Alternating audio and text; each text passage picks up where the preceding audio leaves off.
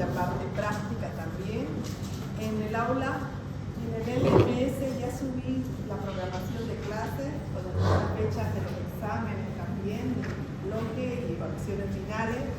También están ahí las actividades para la clase práctica, ¿no?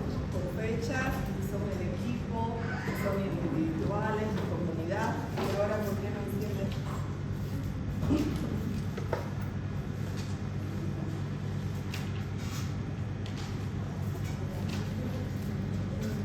Referente a eso, si han tenido oportunidad de revisar esta programación de clases, ¿alguien tiene alguna pregunta?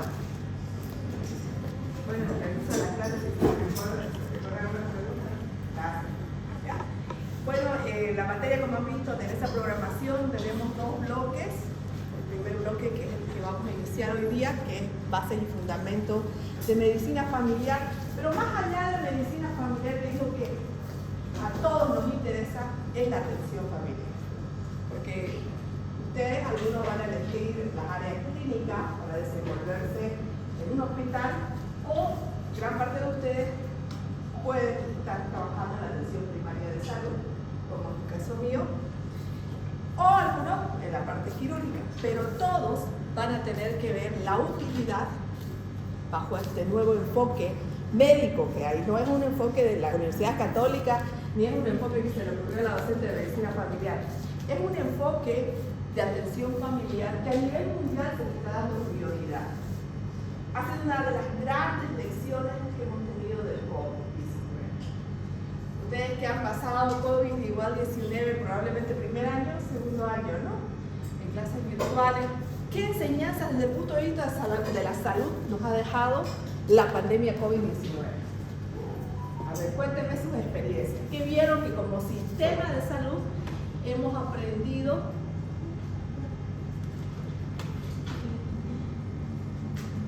referente con la pandemia COVID-19?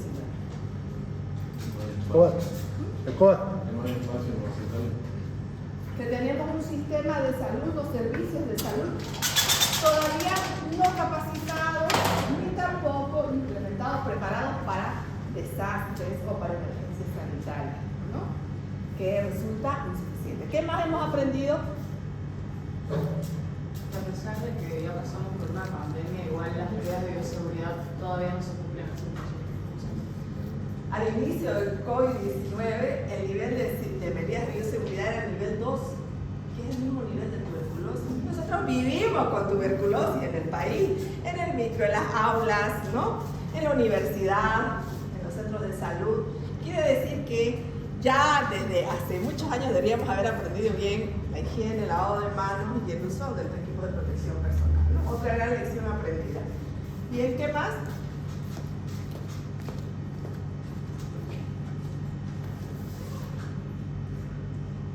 A ver, veamos lo que dijo su compañero referente a que no había camas en los hospitales, que los servicios estaban saturados. ¿Por qué estaban saturados los servicios?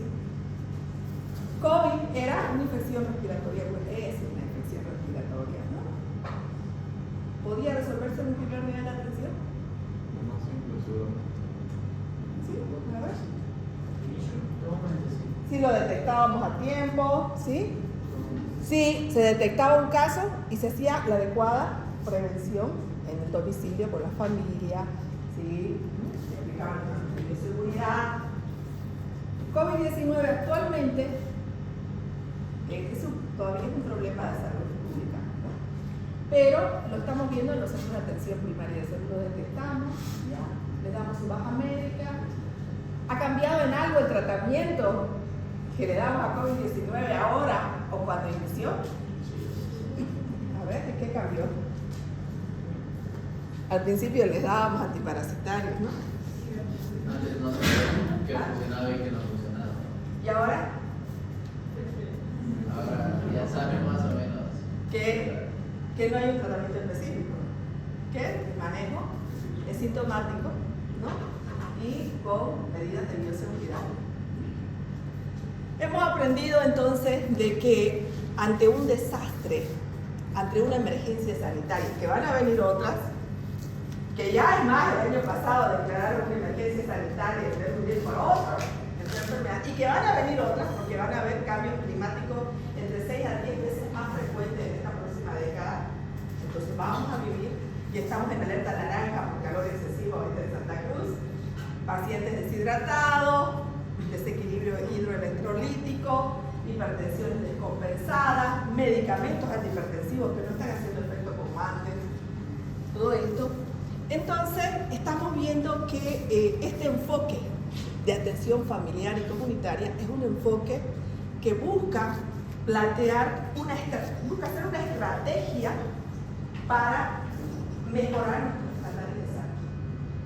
Una estrategia para conseguir la atención familiar, la atención universal en salud. ¿Qué pasaría si todas las comunidades tuvieran el mismo acceso a la salud? No funciona. ¿También sabe? Nicolás. No quiere, ¿no? No quiere.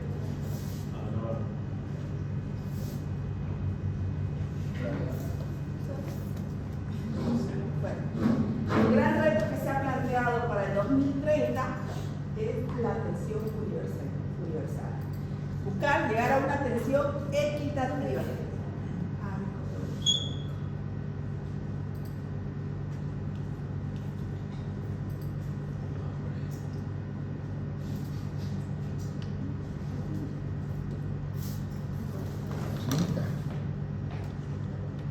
Ese es el gran reto que ha planteado la OPS, la OMS para la próxima década.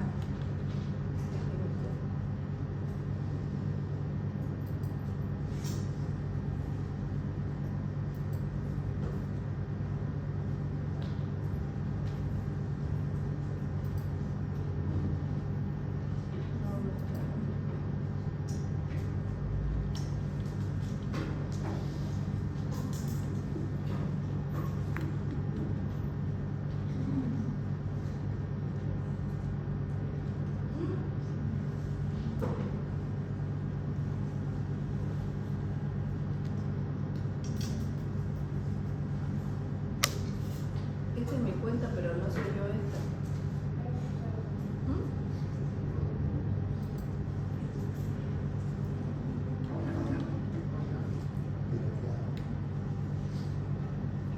¿Se volvió a salir? Doctora. ¿Se volvió a salir? Sí. A ver, pero esta es mi cuenta. Esa es la cuenta del doctor Williams.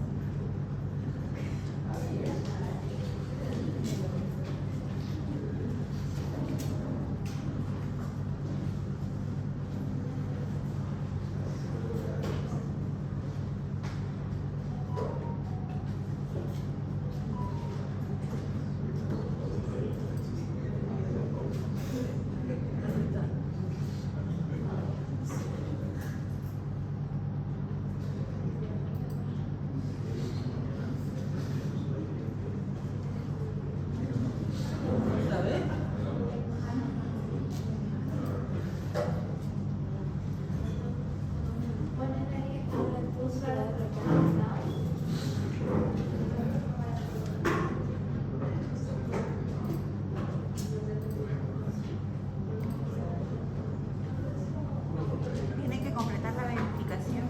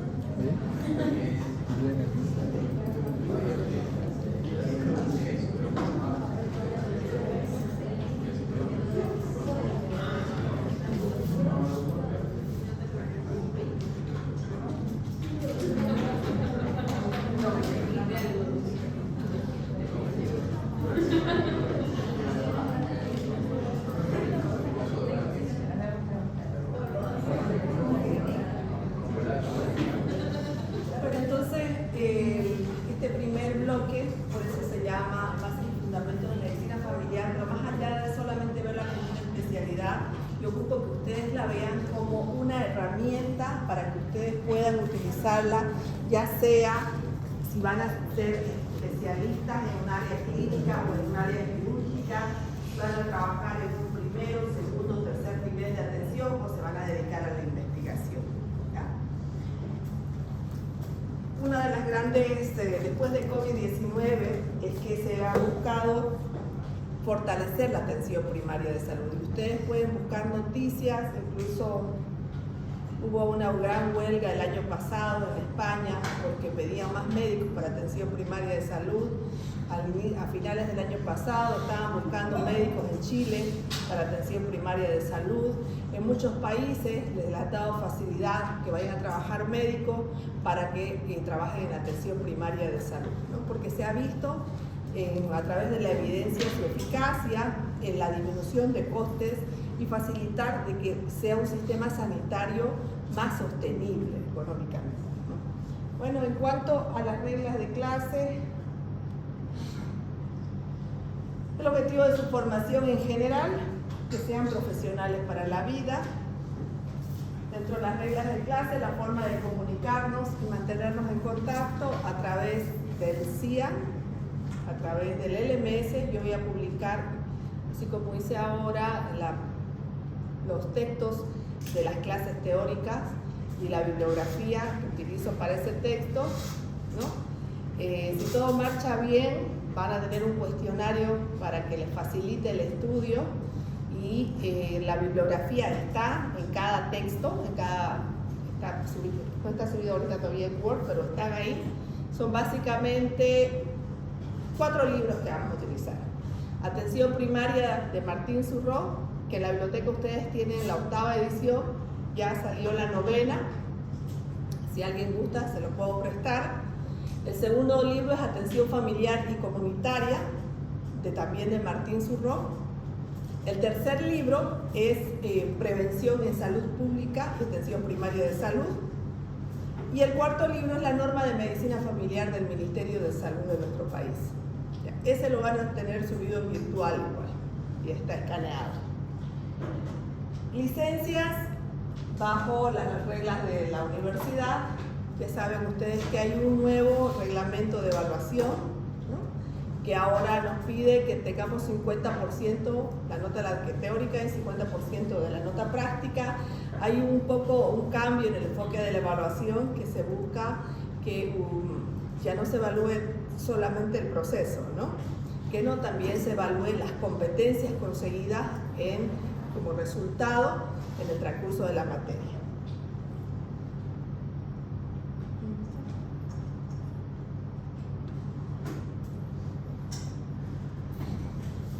En general, ¿qué saben de medicina familiar? Aparte de lo que han escuchado ahorita. ¿Qué saben o qué han visto de medicina familiar en general? ¿En su formación o porque algún médico les ha contado? ¿Qué dicen? Solo tenía la idea pero no sé bien qué hace. ¿Para qué crees que te puede ser útil? Siento que es más que todo para atención primaria, pero no sé si. O sea, como más que todo, siento que es como una rama de terapia. ¿De qué? Terapia. Familiar. Ajá. O sea, no terapia psicológica, sino como que más que todo como rehabilitación, pero no tan intensa. Bueno, en medicina familiar se puede aplicar el primero, segundo, tercer nivel de atención y también tiene que haber investigación, pero sí es cierto, la medicina familiar requiere conocimiento del área de psicología, ¿no? Porque tenemos que trabajar más con personas, familia y comunidad. Creo que es como un médico medio de cabecera, es como que el primer médico al que va a ir la persona y que luego que tenga alguna enfermedad que lo deriva a los especialistas.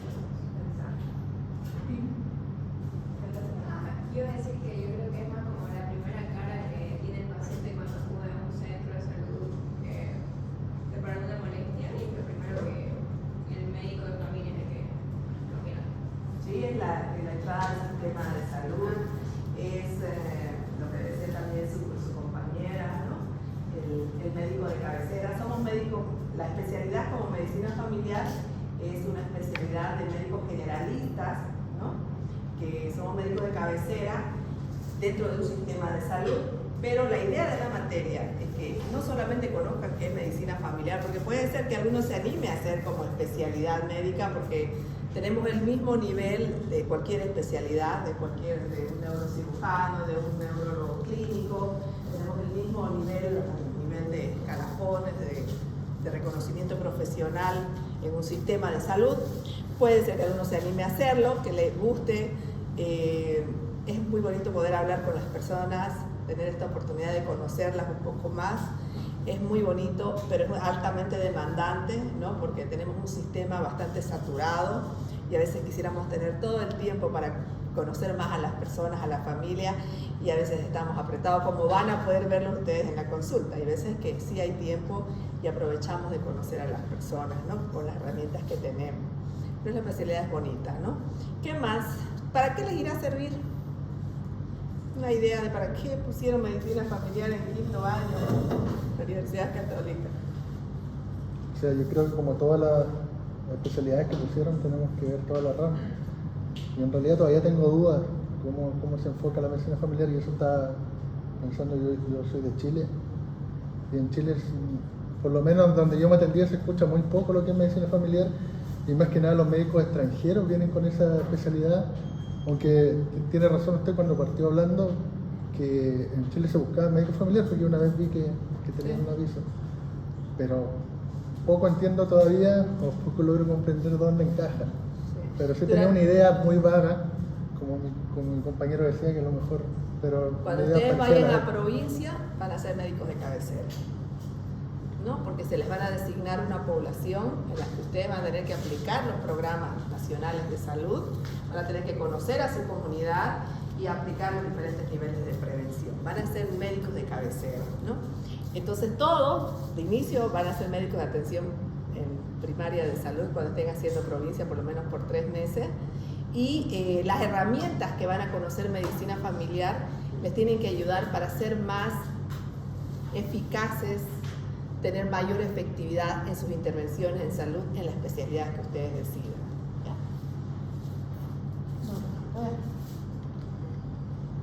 Ya está. Hablamos. Doctora, Estos son algunos casos clínicos. una pregunta. Cuando usted partió hablando del tema del calor, de los choques de calor, dijo algo de la hipertensión. ¿Tiene relación la calor con la subida de presión? Hay una guía, si los que están abiertos en su computadora o en sus celulares, pueden poner hay una guía para es una guía para profesionales de salud referente a los cambios climáticos y sus efectos en la salud. Cambio climático y efectos en la salud pone la OPS hace 2 años ya sacaron una guía en la que describe cómo las principales enfermedades crónicas por sistema, enfermedades pulmonares, cardiovasculares, neurológicas, tienen su relación con los cambios bruscos o extremos de clima, ante exceso de humedad, exceso de calor, exceso de frío, ante desastres, ¿no? Cambios de presión. Pero es por el estrés que sufre el cuerpo. ¿Qué? ¿Por el estrés que sufre el cuerpo? No solo por el estrés, porque acuérdense que todo nuestro cuerpo también tiene leyes físicas y leyes químicas, sigue las leyes físicas y las químicas, ¿no? Entonces la presión arterial también puede, ante un frío extremo, puede subirse una persona, ante un calor extremo puede descompensarse tomando los medicamentos y siguiendo las mismas medidas que seguían antes, cuidándose igual. Segundo, los medicamentos, igual ante los cambios de temperatura, cambios de presión atmosférica, tienen sus variaciones en cuanto a sus efectos. ¿Cómo actúa un medicamento a nivel celular, ¿no? Pero para que ese metabolismo celular se lleve a cabo en estas condiciones, ¿no? En ese texto ustedes van a encontrar lo que tienen que saber para el internado. Es bastante sencillo. Es una guía de bolsillo donde te dice los antihipertensivos, los IECA, los inhibidores de angiotensina, ¿Qué efectos PAS tienen en calores extremos o fríos extremos? ¿Cómo varían sus efectos? Igual, cómo varían cómo se descompensan las enfermedades por cambios extremos también de temperatura. Ahorita ya llega un paciente que tiene hipertensión a la consulta y veo que su presión está descompensada y le pregunto, ¿ha tomado su medicamento? Me dice sí. ¿Ha comido algo o algo? No, todo como siempre, doctora. En cambio atmosférico. Ya la razón es, antes buscábamos decirle al paciente, no, es que usted ha debido comer algo, es que ha debido tomar café, es que no sé, la línea de su medicamento debe estar mal. No.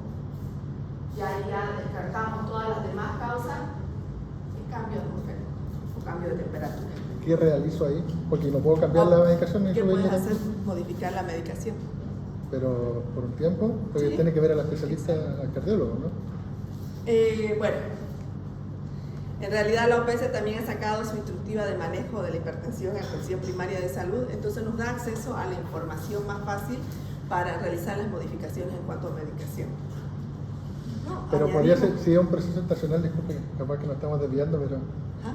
me interesa un poco. Sí, sí. Si es un proceso estacional por algo puntual o por un, no sé, vino acá de viaje, después debería volver a su medicación normal. Exacto. Pero en este momento necesitamos controlar su presión y lo podemos volver a citar. Ya. Aumente la medicación, necesitamos verlo en una semana, necesito verlo en 2 semanas, haga monitoreo de presión arterial en el domicilio, anótela y vuelva en una semana, en 3 días, en 2 semanas con su monitoreo. Y vemos si volver a la medicación o si ya quedamos. Doctora, gracias. Bueno, este es un caso clínico para demostrarles un poquito de la utilidad de tomar en cuenta la familia y los conocimientos de medicina familiar. Es un caso clínico de Paul Burton. ¿Alguien me lo puede contar el caso? Es conocido, por eso lo elegí. Y porque me llamó mucho la atención la descripción en los medios de comunicación del caso. ¿Alguien conoce el caso de Paul Burton? Vamos un poquito atrás.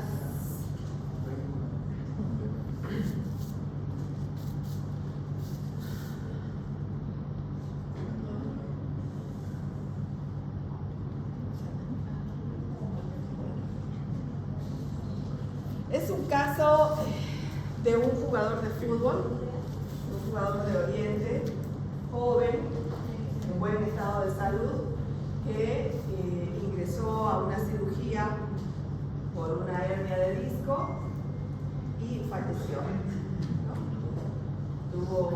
El tema fue que a nivel internacional fue conocido el caso, se hizo una gran auditoría a una clínica privada y a los procedimientos que se aplicaron, ¿no? Y fue bastante sonado. Ahí me llamó la atención esto.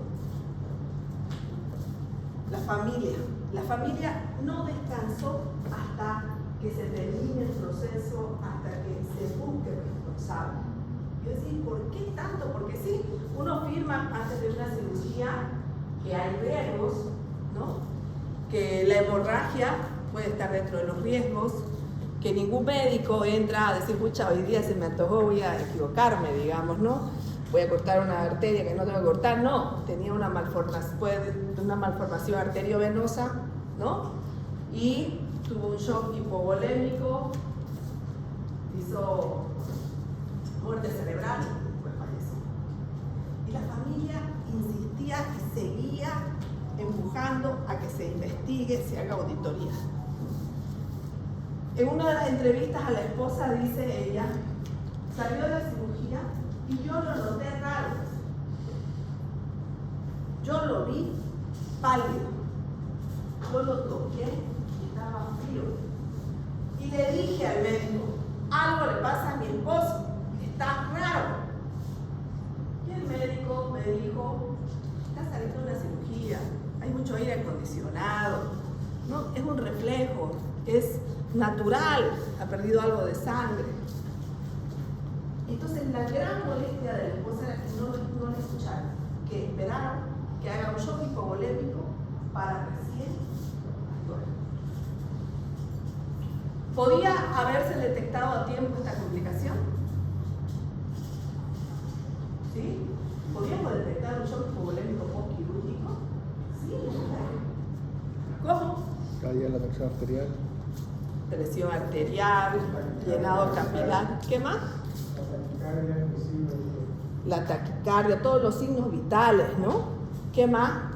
Débito urinario, una hemoglobina, un hematocrito, veamos, comparemos antes, ahora, ¿no? Podíamos haber detectado una hemorragia antes de que haga un shock hipovolémico, tomando en cuenta que estaba dentro de un centro de salud, de un hospital, ¿no? Pero decidieron no escuchar a la esposa ni a la familia, ¿no? Porque era una cirugía que realizaban probablemente con cierta frecuencia, ¿no? Pero decidieron no escuchar a la esposa ni a la familia. Y por supuesto, la familia cuando te dice, está raro, huele raro, hay que hacerle caso, ¿no? Porque nosotros lo estamos conociendo en el momento que ingresa a nuestra consulta, en el momento que llega al hospital.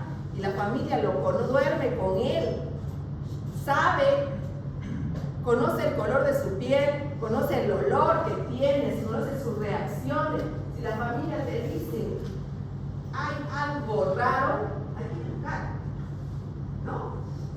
Entonces, esa es una de... si nosotros aplicamos adecuadamente también herramientas de medicina familiar, de atención familiar, podemos también evitar los problemas legales. Porque después de que hay una desgracia, de que alguien fallece, la familia está molesta y parte de su duelo es buscar responsables. Y si el médico fue antipático, no habló con ellos, no se comunicó, no les consultó, no les informó, va a ser el primer culpable de todo lo que pasa, porque la familia está en una fase, está en duelo, está en una fase de negación, está en una fase de ira. Entonces es importante también, una de las enseñanzas que nos dejó este caso es la necesidad de incluir a la familia en nuestras intervenciones médicas.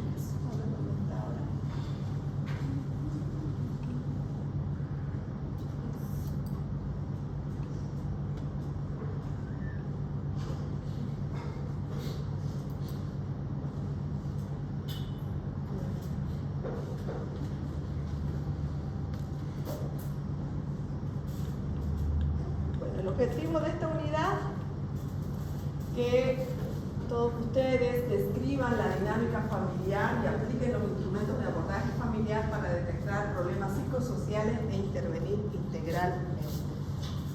Esa es la competencia que se busca que en esta unidad cada uno de nosotros, cada uno de ustedes adquiera tanto en la teórica como en la práctica.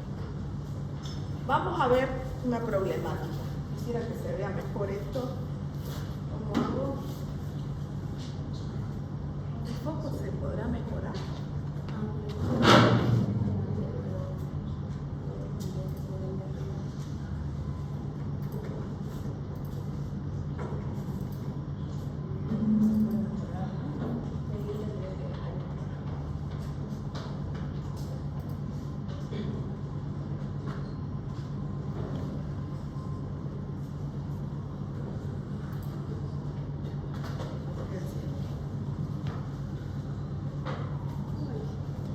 Vamos a ver una problemática para ver por qué medicina familiar tiene que ser parte de sus formaciones o la atención familiar. ¿Alguien puede ver de cerca? No sé, si apagamos la luz de acá adelante. Está muy borroso esto.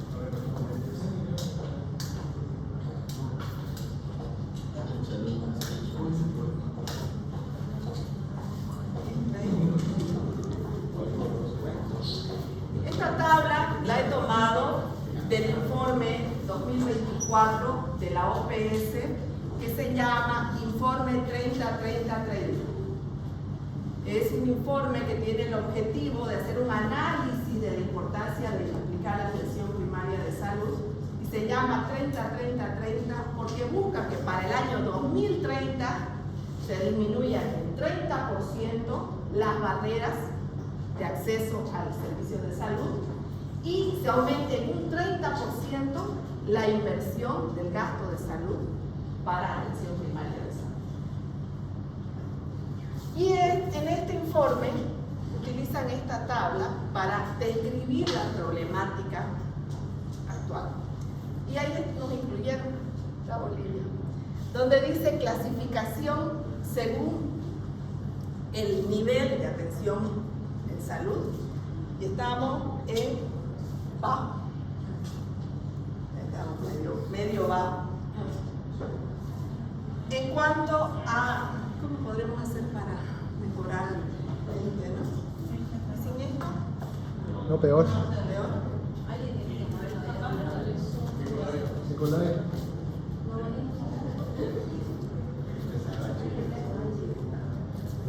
No se puede.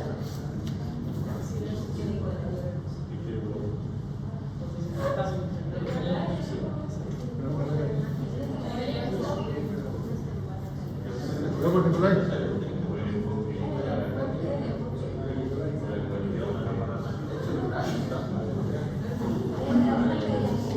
El culero. El lombriz. ¿Cuál es el botón del fondo? El que se mueve así. No tenés que subirte.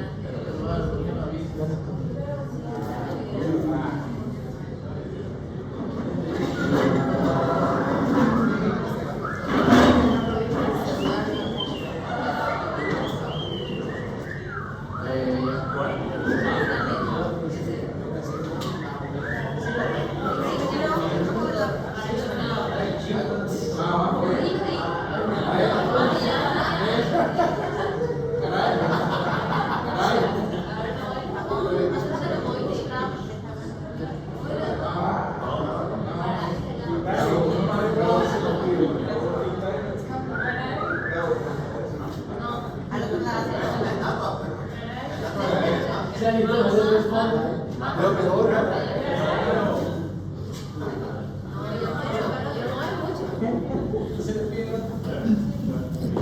Ya, que se caiga Nicolás nomás.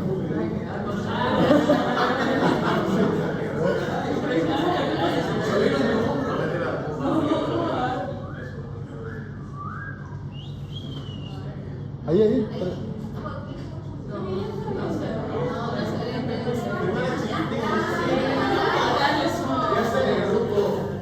Muchas gracias.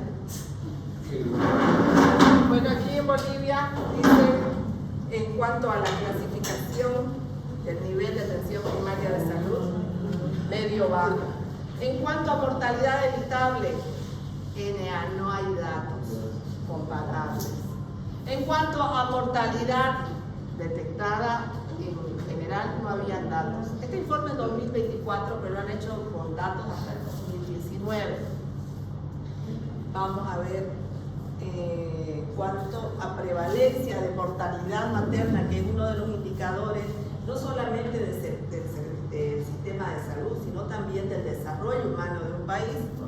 Si ustedes ven ahí, nosotros somos uno de los pocos que está con más de 200 muertes maternas por 1000 nacidos vivos. Vamos a la otra diapositiva. Qué pena que no podamos verla mejor. Indicadores de gasto y barreras de acceso a salud. Clasificación según ingreso Bolivia medio bajo. Población sin acceso al servicio de salud, 60%. Quiere decir que en nuestro país de cada 10 bolivianos, 6 no tienen acceso a servicios de salud. En cuanto al gasto público en salud per cápita, estamos con 326. Miren, los demás países, 2.000, 1.000, 8.000, todos están más de 500, más de 600. Nosotros tenemos un gasto bastante bajo. En cuanto al gasto por Producto Interno Bruto, 4,5%, igual es uno de los más bajos. Tenemos mortalidades altas, en infancia y en madres, y tenemos gasto de salud bajo, y tenemos un acceso de salud, un acceso a la salud que es muy bajo. En realidad 6 de cada 10 bolivianos no tienen acceso a un servicio de salud. ¿Qué quiere decir esto? A ver, hagamos un análisis. ¿Qué dice su compañero? Ah, qué bueno, ¿ya lo están viendo? Sí.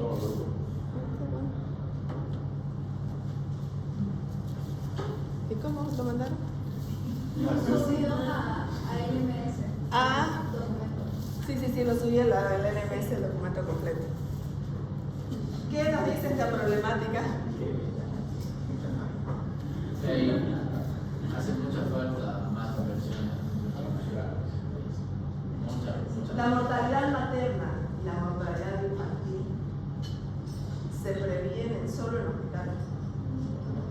Al hospital llega complicado. ¿Cuándo llega complicado un niño? Cuando no está bien alimentado. ¿Cuándo llega una mujer complicada? Cuando no tiene un buen control prenatal, ¿no? Y el control prenatal, la orientación sobre alimentación, la detección pretemprana de sus problemas de salud, ¿dónde se hace? En el primer nivel de atención. Podemos construir 500 hospitales y vamos a estar gastando cada vez más y nuestros indicadores de salud van a seguir empeorando. Se va a hacer insostenible, ¿no? Entonces es un reto y lo van a ver ustedes si han tenido oportunidad de ir a un centro de atención primaria de salud.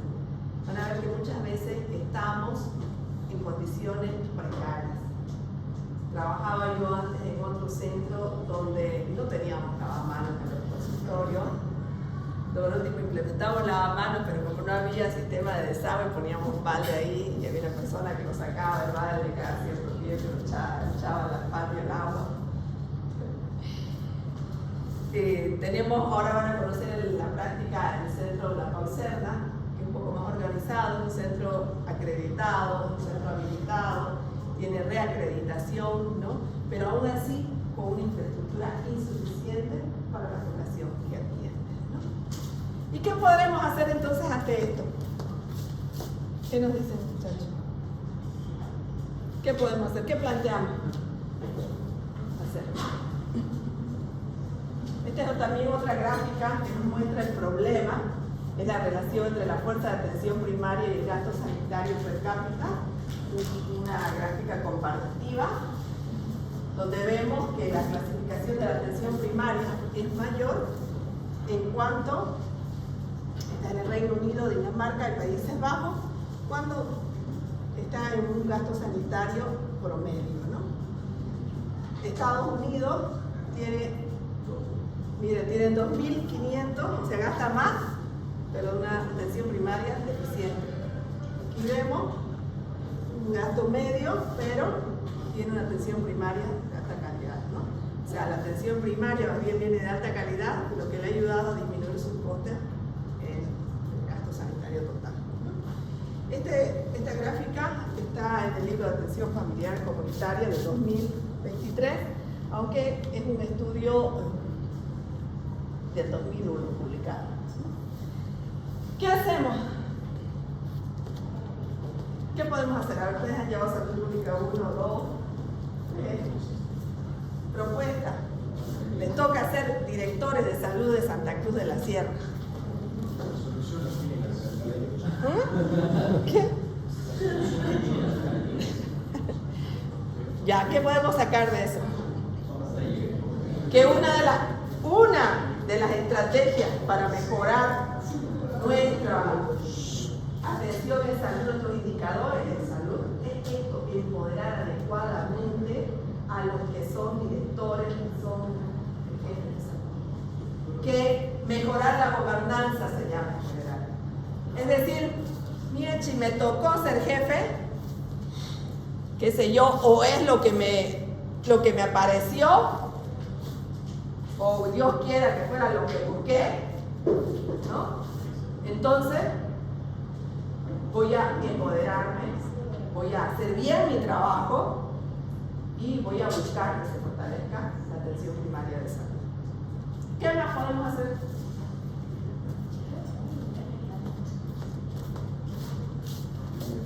Vamos a ver, mira, existen evidencias científicas de que el incremento de la complejidad no siempre refleja mayor resolución de los problemas. ¿Ya? Aquí está la 30-30. Estas son las 4 estrategias.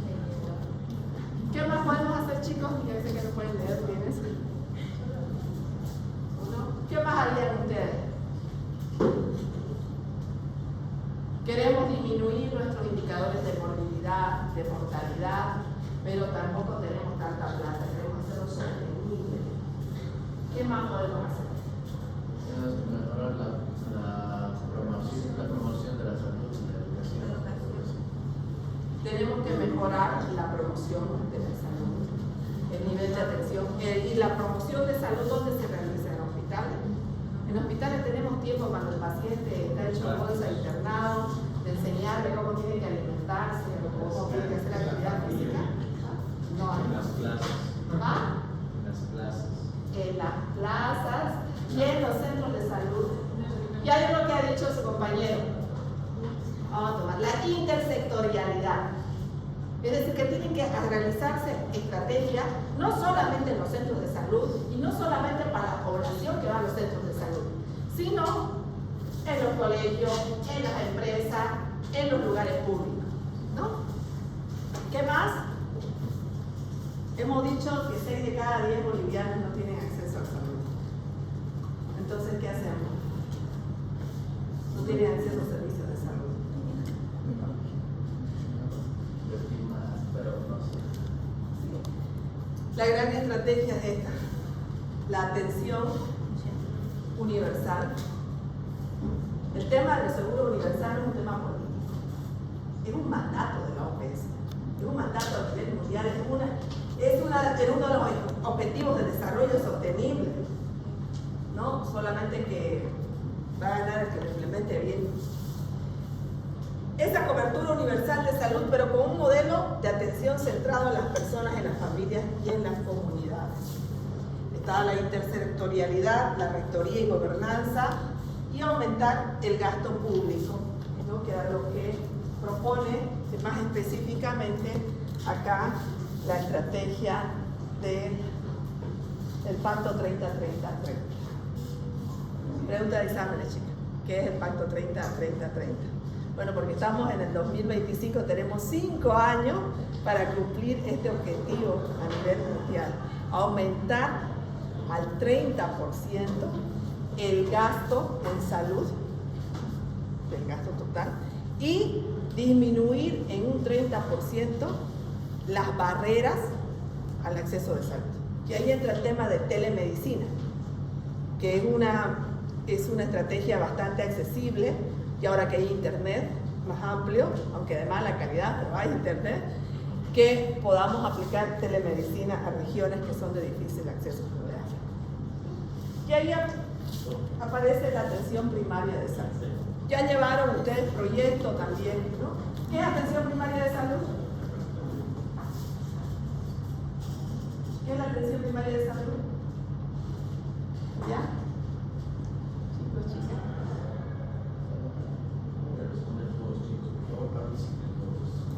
Por favor, chicos, participen. Allá acá.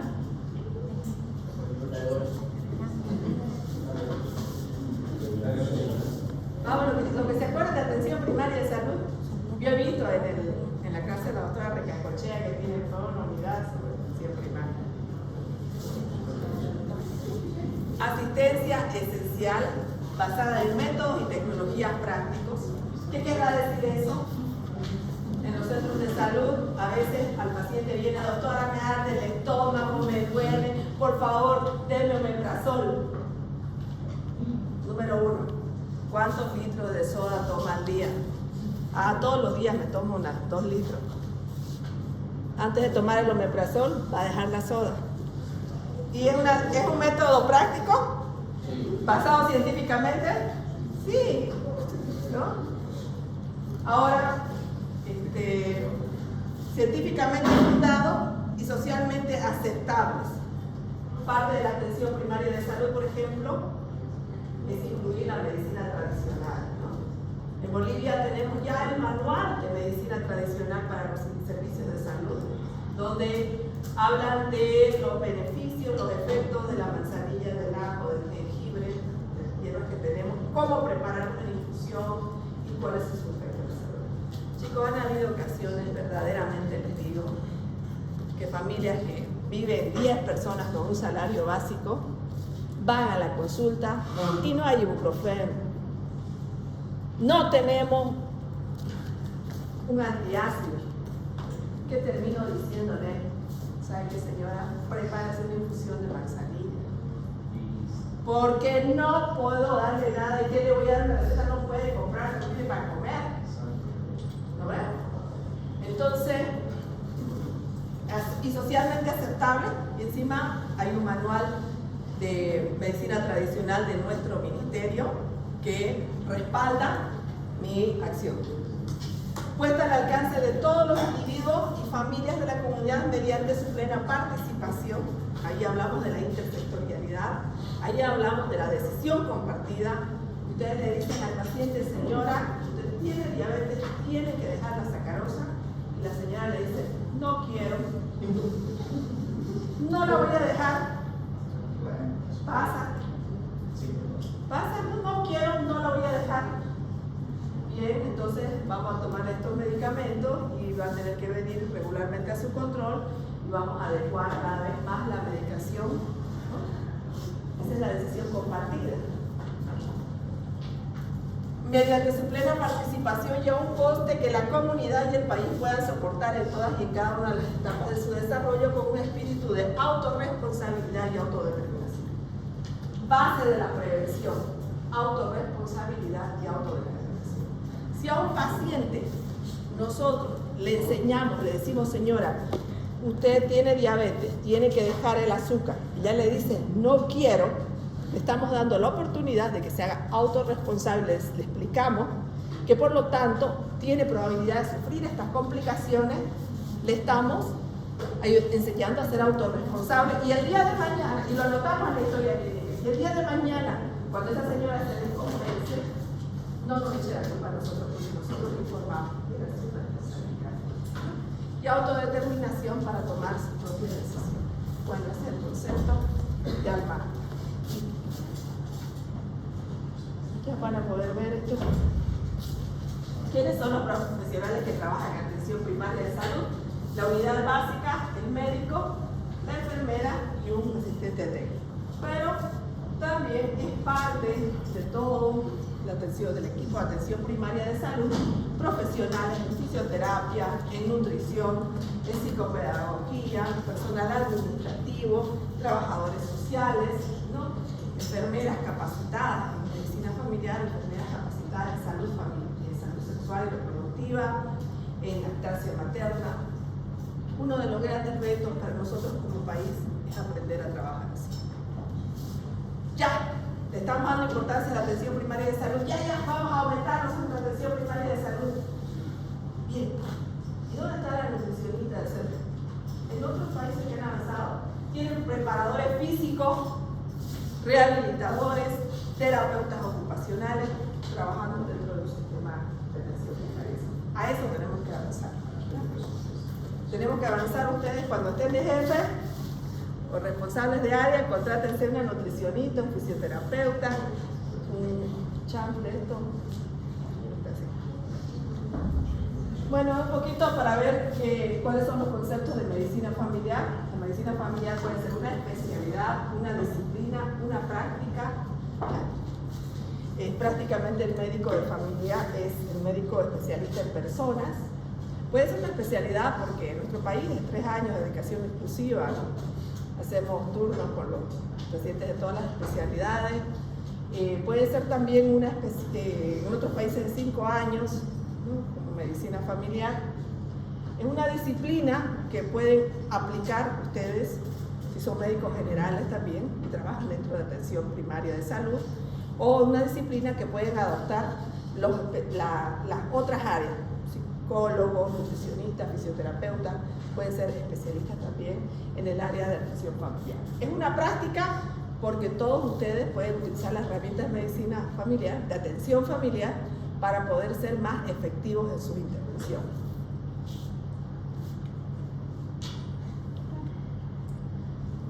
Ahí están los principios de medicina familiar. De todos estos, dos voy a rechazar. Aparte de la atención integral, actitud permanente, la continuidad y la longitudinalidad. Son las dos características más relevantes de la medicina familiar o de la atención familiar. ¿Qué quiere decir longitudinalidad? La posibilidad de atender en el transcurso del tiempo a las personas, de niño, de adolescente, de adulto, de mayor de 60 años y de acompañarlos también en su proceso final de la vida, ¿no? La continuidad, dar atención de los problemas con una atención de 24 horas, la atención disponible, accesible, ambas van de la mano. Esto nos habla de la definición de medicina familiar que ha sacado el WOMCA, que es la Confederación Mundial de Medicina de Familia. Este es otro concepto nuevo de atención familiar, la atención familiar y comunitaria basada en pruebas. ¿Qué será una prueba? ¿Y por qué será importante aplicar una medicina familiar o una atención familiar basada en pruebas? ¿Qué es una prueba? ¿Será lo mismo que una evidencia? Porque hablamos mucho de medicina basada en evidencia, ¿no? Y ahora lo que estamos hablando es de atención familiar y comunitaria basada en pruebas. Que hay una pequeña diferencia con evidencia. ¿Qué es una evidencia?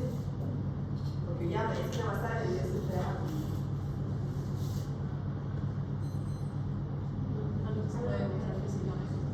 Algo que se puede demostrar y de forma irrefutable. Es una evidencia. Estudio estadístico, correlación, prueba estadística, una evidencia. Una prueba, en cambio, es similar, pero es un indicio, señal o muestra que se da en algo y puede ser una razón, un argumento con el que se pretende mostrar o hacer patente la verdad o falsedad. Muchas de nuestro país tenemos evidencia. Tenemos evidencia de la efectividad del tratamiento de osteoporosis para las mujeres de nuestro país. ¿No? Tenemos evidencia de los efectos antimicrobianos para nuestra población. No tenemos evidencia. Cuando no tenemos, y en ciertas poblaciones que a ustedes les va a tocar ir a trabajar, ya sea como médicos internistas, como de provincia, o ya como especialistas, esa población puede ser que no tenga evidencia científica, pero sí pueden haber pruebas. Pueden haber pruebas y las pruebas ustedes las van a ir recaudando conforme a su experiencia. Es decir, vienen los pacientes con amigdalitis. No tengo ninguna evidencia de que la amoxicilina ya no les da efecto. Pero sí tengo pruebas, porque cuando les he dado amoxicilina no responden al tratamiento.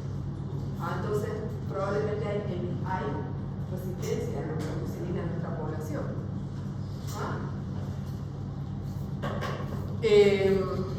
En personas mayores de 60 años no tengo evidencia de que su faringitis sean virales o bacterianas, pero ¿qué es lo que he visto? Que cuando no les doy antibiótico, les da complicarse. Por lo tanto, probablemente la mayoría de las faringitis que vienen en personas mayores de 60 años en mi consulta deben ser bacterianas. Por eso se habla de atención familiar y comunitaria basada en pruebas. Sí, la medicina familiar o la atención familiar tiene que ser científicamente comprobada, pero muchas veces no vamos a tener evidencia, pero sí podemos trabajar en base a pruebas.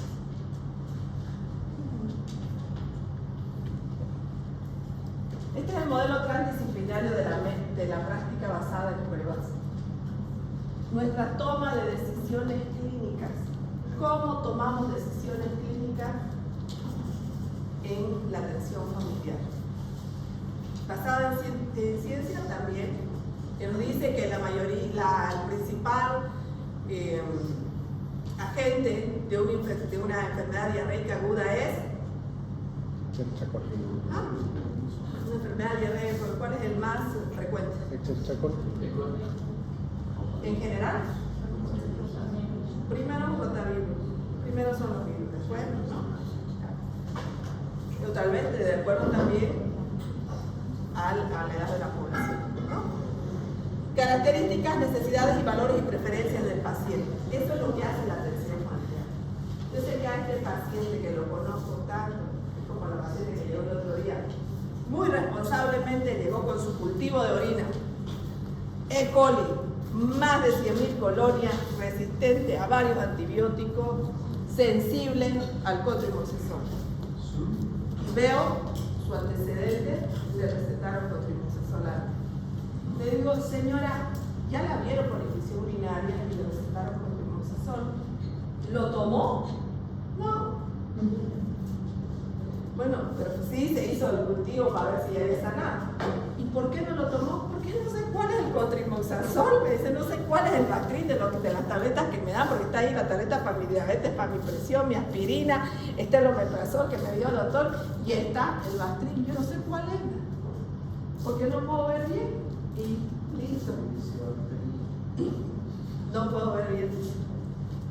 No sé cuál es. Bueno, entonces ya sé que esta paciente polimedicada, que no tiene apoyo familiar en su casa, que tiene estas dificultades sensoriales, entonces probablemente voy a buscar un antibiótico intramuscular que le coloquen ahí en ese momento, ¿no? Para que se vaya ella con el antibiótico en la casa, ¿no? O veré de llamar a la familia y decirle, ¿no? Pero en base a eso tomamos también decisiones. A los recursos que tenemos y a la experiencia profesional y al entorno y contexto organizacional. Y todo esto, a veces no puede ser que no haya evidencia, ¿no? Pero sí hay pruebas. Y las pruebas tenemos que registrarlas en la historia clínica. Bueno, esto lo vamos a ver un poquito más en la próxima clase, chicos. Vamos a llamar lista. Pero, a ver, ¿por qué es importante la atención primaria de salud?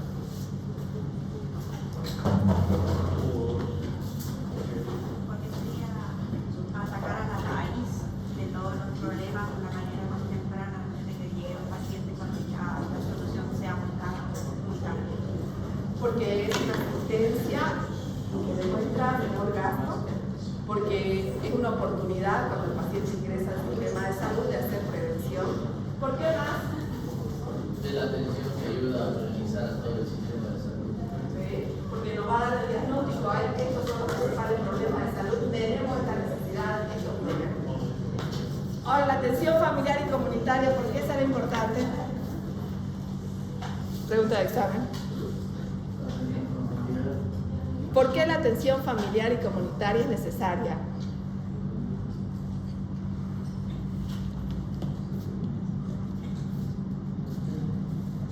A ver, opiniones, para que nos vayamos con la clase en casa. Para tener controlada la salud de la población en general, puede ser. Sería muy ambicioso controlarla, digamos, ¿no? Porque no podemos controlarlo todo. Pero, ¿para qué? Para evitar que son problemas más grandes, más generales. Es decir, evitar la otra pandemia, por ejemplo. A ver, vamos a ver el tema de Pablo Luto. ¿Por qué entonces será necesaria la atención familiar? Porque el familiar conoce a su paciente mejor que nosotros. Porque el familiar conoce al paciente mejor que nosotros. ¿Qué más? Se respeta los deseos de la familia, del paciente. Porque las decisiones en salud también están interferidas por las creencias, por todo lo que aprende la familia, ¿no? Por las expectativas de la familia. Bien, chicos. Pero la atención familiar es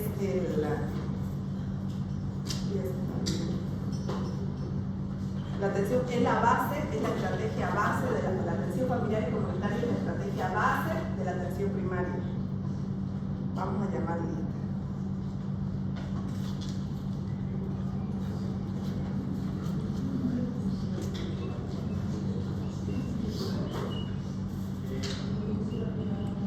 cuanto a clase práctica, este día sábado, en su horario, la clase práctica, tenemos designada esta aula. En su horario.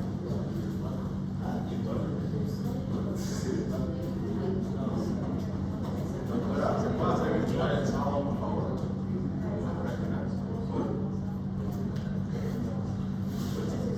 Más fuerte, hombre. Si se puede hacer virtual la práctica el sábado, por favor. Y la teoría. Claro. Tenemos clase todo el día acá. Le cuento que ya subí yo el plan al LMS, que me aprobaron. Y en el bloque 1, puesto que las clases teóricas sean sí o sí en el bloque 1 presencial, necesitamos conocerlo. ¿Ya? O sea, ya el bloque 2, y para el examen final los temas, ya podemos ver de darlo, de tener virtual.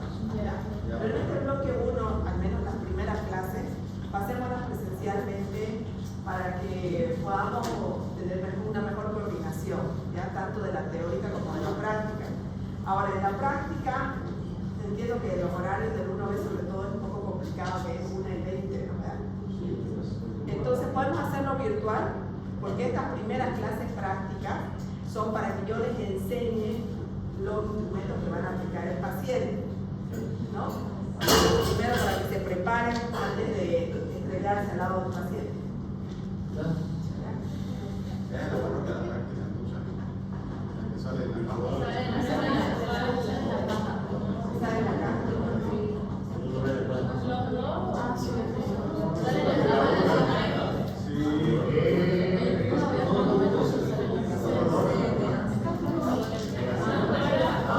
Son virtuales,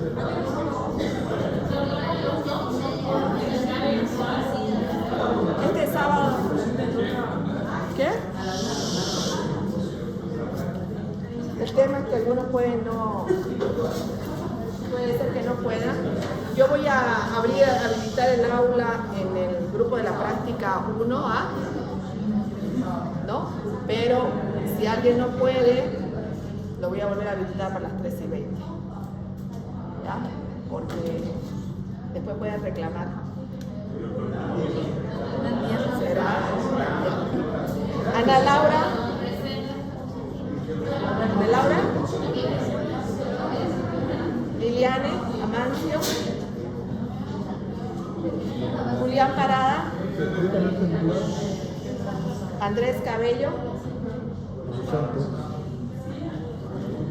Janine Calderón.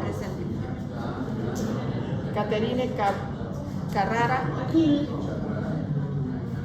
Alejandro Castillo. Jorge Chilo. Jorge Chilo. Alejandra China. Jorge Deinker. Enrique Durán. Enrique Durán no está. Juliana Elorriaga. Fabián Escalante. Joel Escobar. Nicole Fini. Miguel Garay. Tiziane García. Natalia González. Luciana Gutiérrez. Taer Ijeala, ¿no? Ojuela. Ah, Ojuela. Ojuela. Geala. Bruno Ornes. Camila Lema. Emily Lisboa. Nicolai. Alejandro Manrique. Gabriel Mazo. Fernando Mora, perdón. Alejandro Natush. Natalia Natush. Inés Nishizawa. Mariana Ortiz. Daniela Ortiz. Rodrigo Palacios. Fernando Paz. Ana Bárbara Paz. ¿Me anotó? Andrés Paz. Palacios. Andrés Paz. Rodrigo Palacios, no te lo traje.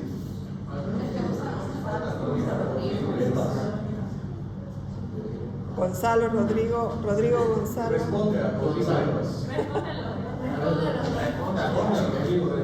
Andrea Portillo. Gabriel Quesada. Alejandro Reynoso. Alejandra Ríos. Fernanda Rivero. Fernanda. Alejandra Roca. Alejandro Salvatierra. Mayeli Santander. Jimena Cerrate. José Lucas Silva. Fabricio Tapia. Juliana Urioste. Camila Bacaflores. Gabriela Valverde. Camila Virués. Sofía Yorimoto. Eduarda Saquini. Bien, chicos, entonces. Dime.